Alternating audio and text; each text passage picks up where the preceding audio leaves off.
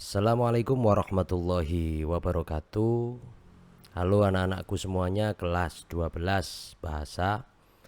Kali ini kita masuk pada materi selanjutnya, di mana pada kesempatan kali ini saya akan menjelaskan tentang teori-teori perubahan sosial.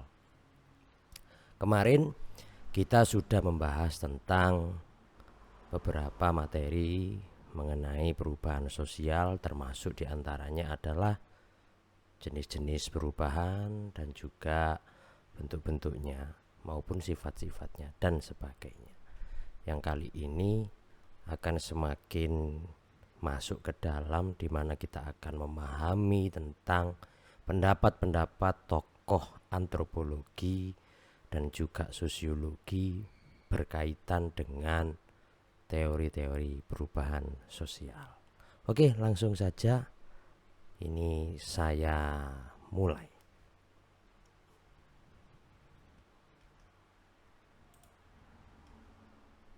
Oke.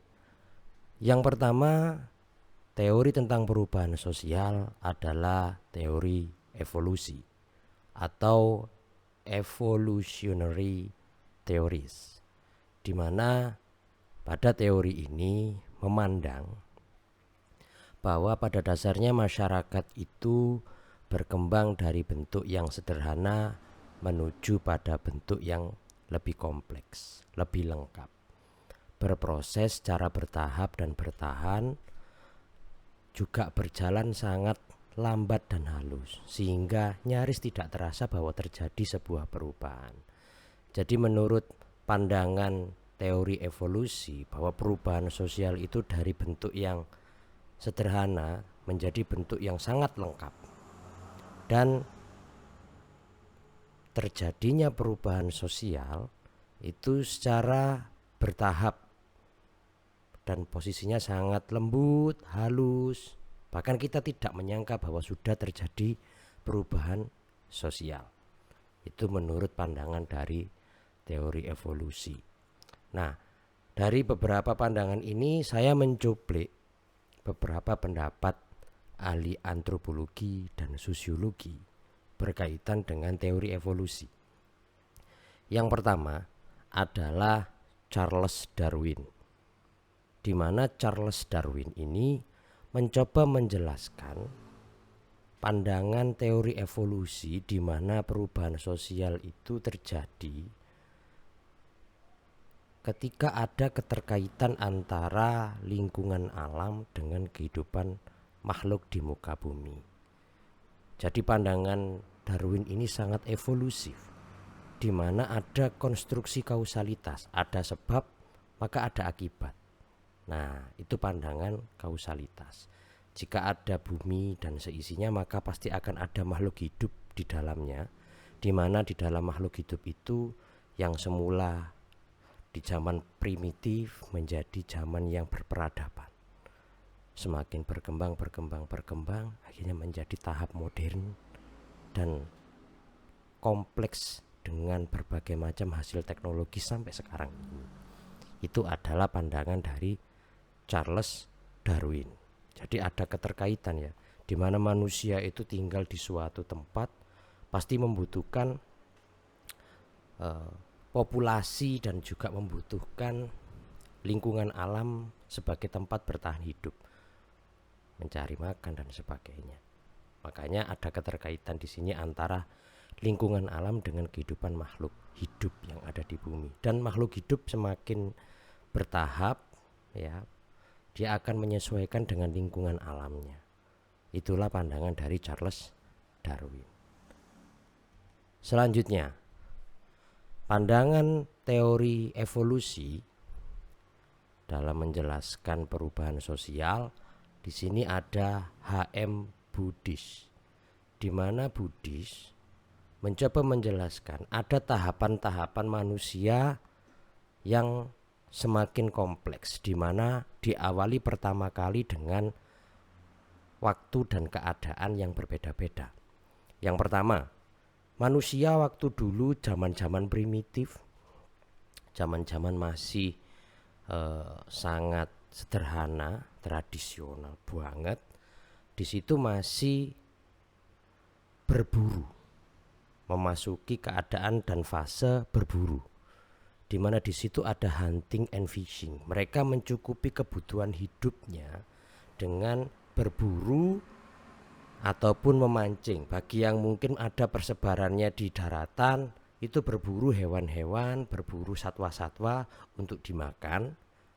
Dan bagi yang memang populasinya berada di laut maupun di dekat pantai, maka mencukupi kebutuhan hidupnya dengan memancing ikan.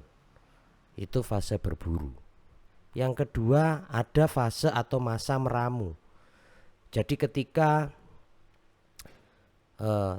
habis sumber daya yang mereka cari pada tempat daratan maupun lautan, masuklah di mana mereka mencoba untuk mencukupi kebutuhan hidupnya dengan meramu tumbuh-tumbuhan, ya, menjadi sumber atau bahan makanan dan obat-obatan.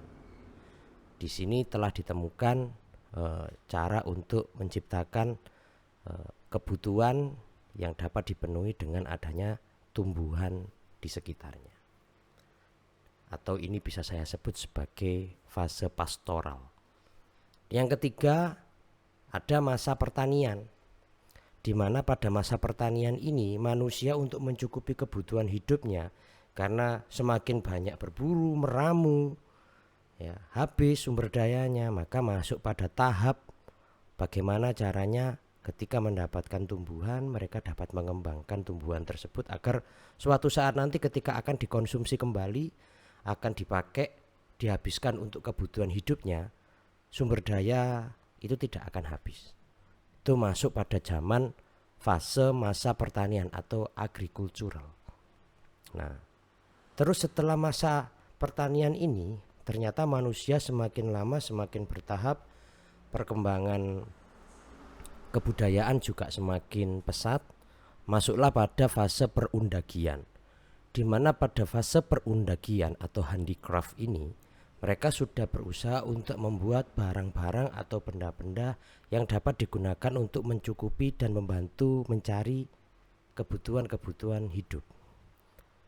Dan masa perundagian ini mereka sudah mengenal logam, sudah mengenal besi, sudah bisa membuat sebuah kerajinan-kerajinan yang berbahan timah menjadi pisau, menjadi senjata, menjadi alat transportasi, ataupun juga menjadi alat-alat bantu lainnya untuk mencukupi kebutuhan hidupnya.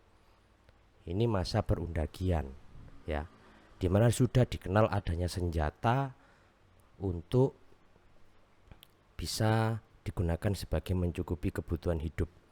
Ya, senjata ataupun juga alat-alat lain yang berasal dari logam maupun juga besi maupun timah, dan benda-benda tambang lainnya yang dipergunakan sebagai alat produksi.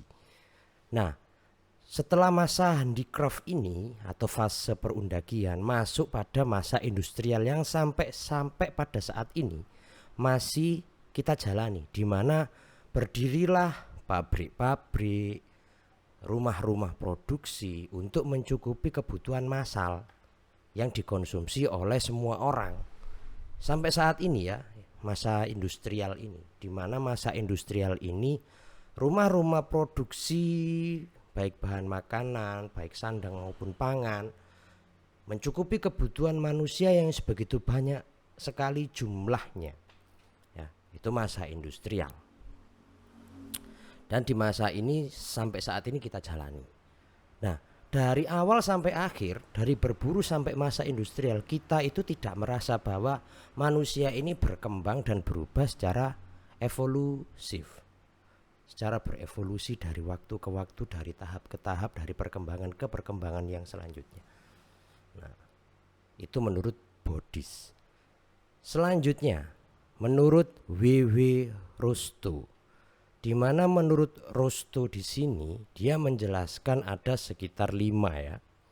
Ada sekitar 5 tahap perkembangan perubahan hidup manusia, di mana dari satu tahap ke tahap yang lain ia mencoba untuk menjelaskan masa-masa atau fase-fasenya sebagai berikut.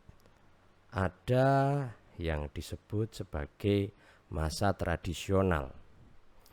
Yang kedua ada disebut masa pratinggal landas atau pre-take off. Ada masa tinggal landas. Setelah masa pra, ada masa tinggal landas. Setelah masa tinggal landas ini masuk pada masa kedewasaan atau maturity. Dan yang terakhir sampai sekarang ini adalah masa di mana ada pola konsumsi secara massal atau high mass consumption. Oke. Jadi di sini saya jelaskan ya bahwa menurut Rusto di sini masa tradisional itu adalah masa di mana manusia itu masih banyak melakukan kegiatan aktivitas manusia untuk mencukupi kebutuhan hidup dengan transaksi-transaksi tradisional. Bertani, terus juga menanam, berkebun, berternak. Terus untuk mendapatkan kebutuhan lain yang mungkin dia tidak dapat mencukupi, mereka akhirnya melakukan barter, tukar menukar barang. Misalkan membutuhkan ikan, ya petani dengan adanya tanaman tanaman padinya mencoba untuk bertukar dengan ikan. Nah, ini masa tradisional. Jadi pada masa awal sekali manusia itu masih memiliki kebudayaan yang tradisional, masih menghasilkan hasil-hasil budaya yang tradisional. Terus selanjutnya masa pratinggal landas, di mana ketika pada masa pra ini manusia itu sudah berpikir bahwa ada suatu kebutuhan yang mungkin tidak bisa dicukupi hanya dengan bertani, menanam, beternak ya, ataupun juga hanya sekedar berkebun. Di masa pratinggal landas ini mereka membutuhkan alat-alat yang memang harusnya lebih baik ya, lebih lengkap untuk mencukupi kebutuhan hidupnya. Sehingga mulailah mereka mencoba untuk membuat alat-alat produksi yang dicetak, diciptakan, diwujudkan secara massal. Nah, ini mulai terbentuklah pabrik-pabrik, mulailah terbentuklah rumah-rumah produksi, industri-industri. Nah, selanjutnya yang ketiga, masa tinggal landas atau take off, di mana di sini produksi sudah jalan, mencukupi kebutuhan banyak manusia. Ya, alat-alat produksi sudah diciptakan secara massal, mencukupi kebutuhan hidup manusia. Manusia dalam perkembangannya mencukupi kebutuhan hidup dengan menggunakan alat-alat produksi tersebut. Terus yang keempat, masa kedewasaan, di mana pada masa kedewasaan ini manusia akhirnya memiliki pola pikir yang berusaha untuk tidak hanya sekedar mengkonsumsi dan mempergunakan alat-alat produksi, menciptakan pabrik-pabrik untuk melakukan pemenuhan kebutuhan secara massal.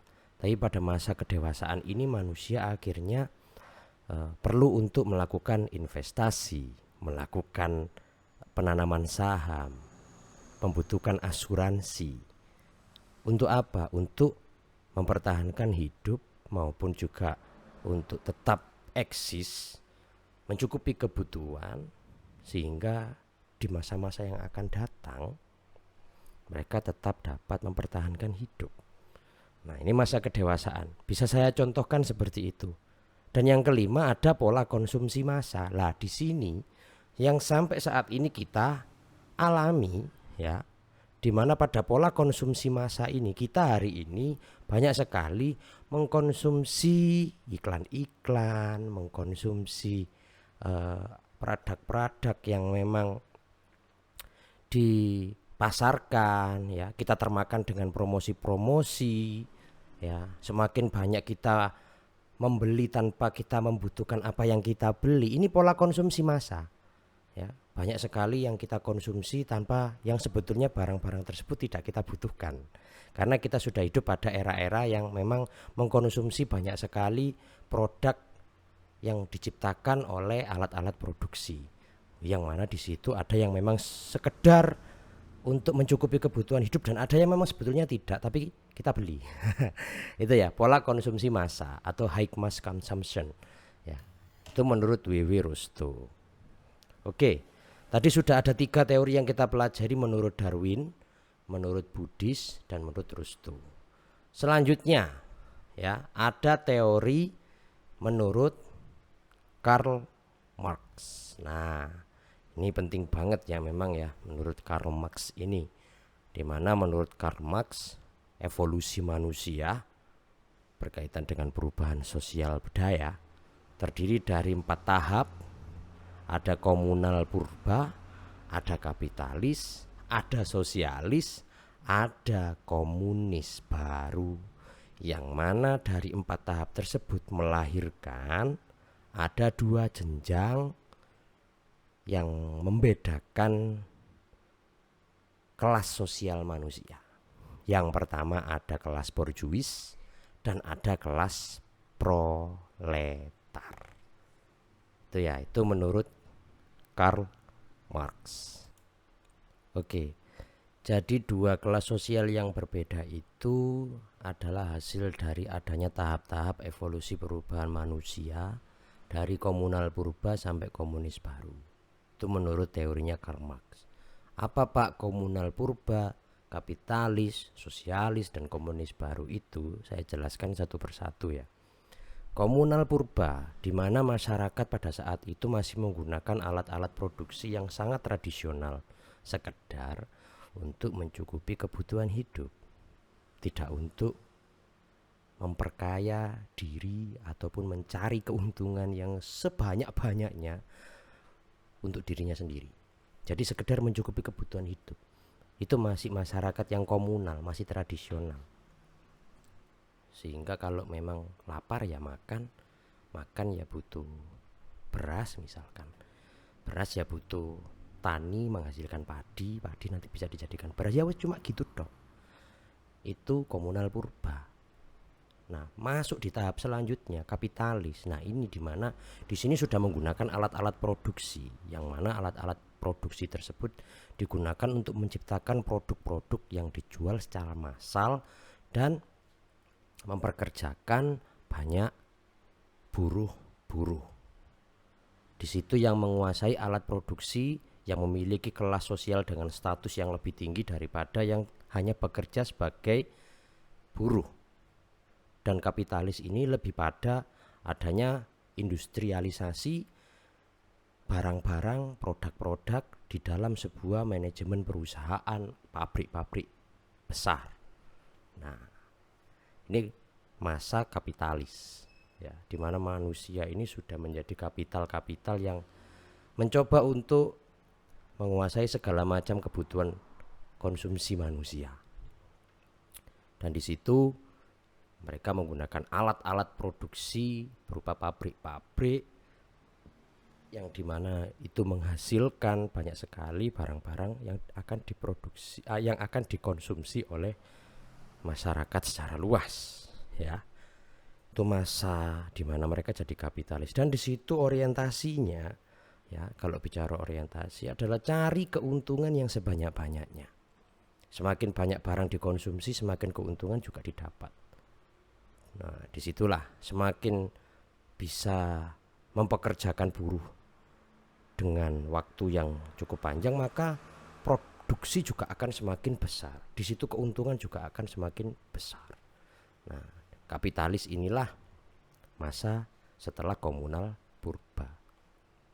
Terus sosialis, di mana di sini segala macam kebutuhan manusia itu dicukupi oleh suatu struktur yang super ya, di mana struktur yang super itu saya ibaratkan manusia secara swadaya mencukupi kebutuhannya sendiri, terus juga bahasanya itu secara mudah mereka akhirnya ya menciptakan sebuah produksi sendiri, mencukupi kebutuhan sendiri, berasal dari masyarakat ya, berasal dari mereka secara interaksi sosial ya.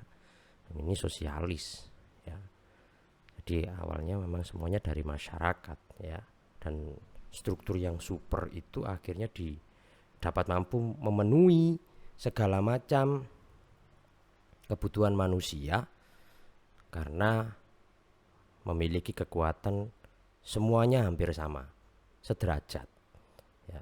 Itu sosialis ya, dicukupi semua kebutuhannya ya, tidak dikendalikan oleh satu dua orang kapital yang dimana itu mereka hanya sekedar mengambil keuntungan. Tapi kalau sosialis ini sederajat sama semuanya, mendapatkan kebutuhannya sesuai dengan prioritas masing-masing. Itu sosialis, bahasa sederhananya seperti itu. Terus masuk dalam tahap komunis baru. Jangan diartikan bahwa komunis ini jelek ya, seperti pada paham-paham komunis yang diberitakan pada media-media ya. Ini tahapan perubahan sosial di mana komunis baru ini akhirnya melahirkan ada dua bentuk kelas sosial gitu loh yang dimaksud. Ada borjuis dan proletar. Siapakah borjuis? Borjuis adalah orang-orang yang menguasai alat produksi, dan proletar adalah buruh-buruh yang bekerja pada orang-orang yang memiliki alat produksi. Dan secara kelas sosial lebih tinggi borjuis ketimbang proletar. Dan biasanya menurut Marx, proletar ini akan selalu ditindas oleh borjuis, dan untuk bisa menempati borjuis maka proletar harus melakukan sebuah aksi untuk merongrong dan juga untuk merusak. Akhirnya borjuis turun, proletar lah yang naik menjadi borjuis baru. Nah seperti itu ya gambaran dari teorinya Karl Marx secara sederhana, yang mana nanti akan kita bahas di lain waktu. Teorinya Karl Marx yang sangat menarik ini. Oke ya. Selanjutnya saya masuk teori selanjutnya. Ini menurut Emil Durkheim. Jadi ada manusia itu secara bertahap dan evolutif memiliki solidaritas yang berbeda. Solidaritas itu ikatan ya, sehingga membentuk sebuah kelompok sosial di mana ada solidaritas secara mekanik dan solidaritas secara organik. Solidaritas mekanik ini adalah solidaritas di mana manusia ini diikat dalam sebuah kelompok sosial yang masih didasarkan pada hubungan-hubungan intim. Hubungan intim itu apa, Pak? Nah, ini jangan kita berpikiran yang tidak-tidak ya. Aku benci pikiranku jadinya. Jadi hubungan yang intim ini adalah hubungan yang sangat erat. Biasanya itu berdasarkan pertalian hubungan keluarga ya, masih ada hubungan darah, ataupun di situ juga masih pada masyarakat yang sangat tradisional. Solidaritasnya lebih bersifat mekanik, dan di sini masih belum ada pembagian kerja karena manusia dengan manusia yang lain masih mencukupi kebutuhan hidup yang tidak sebegitu kompleks, sekedar mencukupi kebutuhan gitu saja. Jadi tidak ada pembagian kerja pada solidaritas mekanik.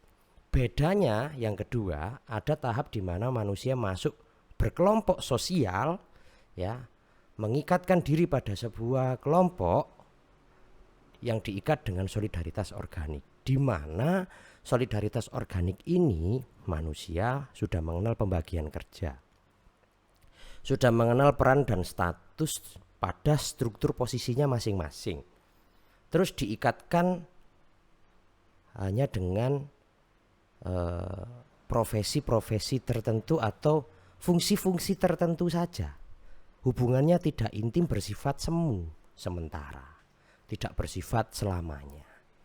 Itu solidaritas secara organik. Contohnya apa Pak mekanik dengan organik? Kalau mekanik ini bisa saya contohkan adalah keluarga. Keluarga adalah kelompok sosial terkecil di mana di situ ada sebuah hubungan yang intim, masih satu dengan yang lain diikatkan dengan persaudaraan ya. Jadi manusia itu berkelompok pasti. Keluarga adalah kelompok terkecil dari manusia. Nah, setelah berkeluarga, contohnya masuk di solidaritas organik, di mana solidaritas organik itu contohnya seperti asosiasi pekerja, organisasi masyarakat. Karena apa? Di situ kan memiliki fungsi masing-masing. dan sifatnya semu. Kalau udah nggak jadi anggotanya ya sudah, dia tidak diikatkan lagi oleh solidaritas organik, sifatnya semu. Ya, macam organisasi apapun bentuknya ya, selama dia punya ciri khas tertentu, punya nama tertentu, maka dia masuk dalam solidaritas organik. Ada pembagian kerjanya di situ. Yono sing dadi ketua, ya ada yang jadi bendahara, yang jadi sekretaris, ngurus administrasi aja, ngurus keuangan aja, ngurus koordinasi dan mengkontrol, memonitoring anggotanya saja. Jadi memiliki pembagian kerja masing-masing. Ya, mencukupi kebutuhan hidupnya juga sudah kompleks karena memiliki fungsi-fungsi status peran masing-masing. Nah, ini ya solidaritas organik. Nah, jadi ada 2 tahap. Selanjutnya, jadi banyak sekali ya sebetulnya kalau kita bahas tentang teori-teori perubahan sosial ya. Selanjutnya ada teorinya Max Weber ya. Oke, sebelum kita masuk teorinya Max Weber dan teori-teori yang lain yang akan saya jelaskan, mungkin sampai di sini dulu ya. Part 1 teori-teori tentang perubahan sosial yang nantinya akan saya lanjutkan pada penjelasan dan juga diskusi kajian teori perubahan sosial lain yang akan kita bahas bersama-sama dan akan kita kaji bersama-sama. Oke, anak-anakku kelas 12 bahasa, terima kasih banyak. Bila mana mungkin ada yang ingin ditanyakan, silakan tanyakan pada kolom komentar kelas di Google Classroom ataupun bisa langsung japri via media sosial yang saya punya dan juga bisa lewat WhatsApp berkaitan dengan teori-teori perubahan sosial yang sebelumnya sudah saya jelaskan secara singkat, lengkap, padat dan jelas. Terima kasih. Bila mana ada salah kata, Pak Sofi mohon maaf yang sebesar-besarnya. Pak Sofi pamit undur diri. Assalamualaikum warahmatullahi wabarakatuh. Selamat belajar dan terus semangat.